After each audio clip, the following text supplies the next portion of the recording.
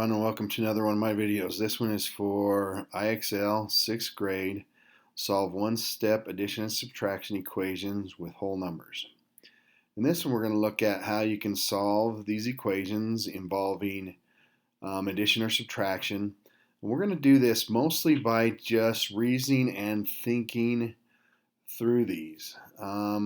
If you look at the example, we're not going to look at the example. Most of the time we will look at these examples, but I'm not going to look at this example right away. First of all, I'm just going to look at the problem, and we're going to think through this. And this is how I want you to solve most of these, kind of by reasoning through these. Later on, more in 7th grade, you're going to be learning more steps and more of a process to solve these. But right now, I want you to just think through and reason through these problems when you're solving these.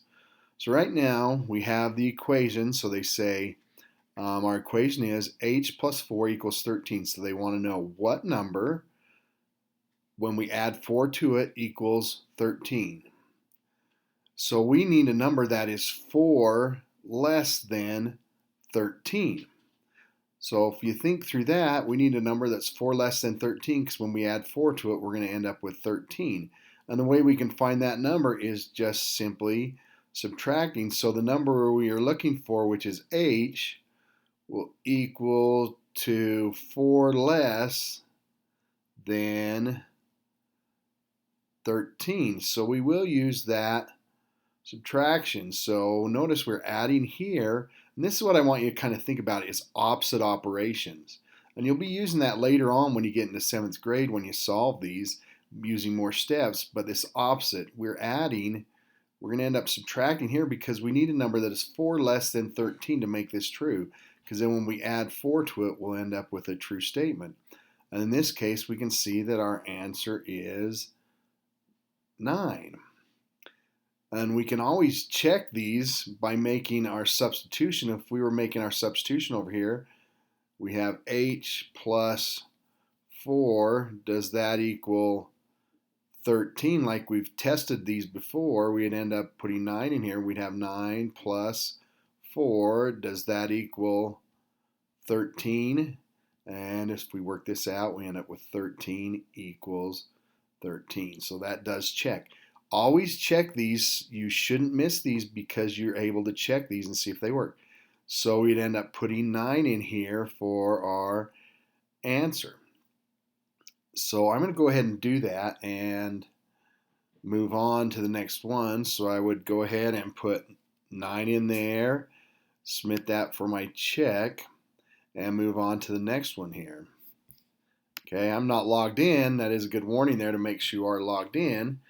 So on this one, we need a number that is, when we add 11 to it, we end up with 15. So that's what I want you to think about. What number, when we add 11 to it, do we get 15? So in other words, we need a number that is 11 less than 15. So we're going to end up with, to find that number, to find out what C is, we're going to have C equals 15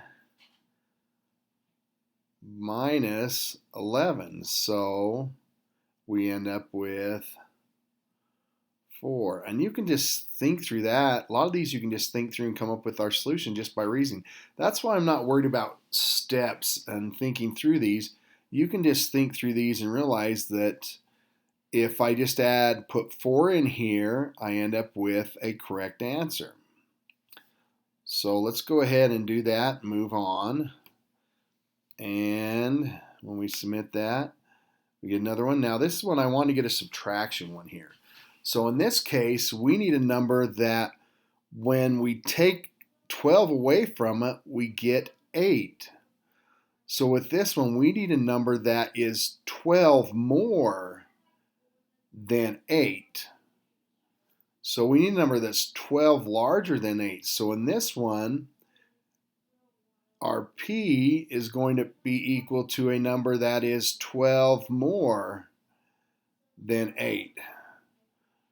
So we're going to have our 8, and we're going to add 12 to that. So we end up with 20 for our answer. Okay?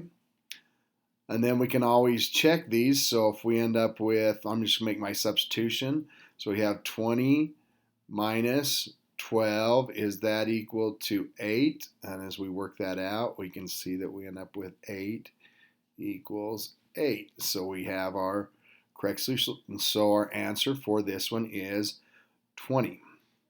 While we're here though, I do want to show one thing. If we do, let's say we made a mistake and put in the wrong thing. I'm going to say we made a mistake and put 8 in here, and we submit that, we make a mistake. What I want you to realize, and this is one thing I want you to do, if you make a mistake, just like when they have the hint that first you can learn by example, here they will have, if you make a mistake, it's the same way. You can go down through here and you can read through and see what you did. And here's the thing I want to show you. They're going to talk about how they add 12 to both sides, but what I want you to realize here is you get the same thing that we did in just reasoning. They are finding a number that is 12 more than 8. And so they're adding that 12 and that 8 together. Again, if we're subtracting, we end up adding the 8 and the 12 together to get our answer of 20. So our answer is 20. So if it was addition, we end up subtracting to find our answer. If it was subtraction, we ended up to add to find our answer. But again, don't worry about the steps. If you click on the hints on this, you're going to get a series of steps, and they're going to say add to both sides. Right now, I don't want you to focus on that. I want you to focus on reasoning and thinking through these problems. Focusing on what answer, if I put in or replace the variable with, is going to make this true. I'm thinking about this, so I need a number that is 12 more, because when I take 12 away from it, 12 more than 8, so when I take a 12 away from it, I will end up with 8. Good luck with these. Go ahead and start working on these, and let me know if you have any questions. Okay, good luck. Have a good day.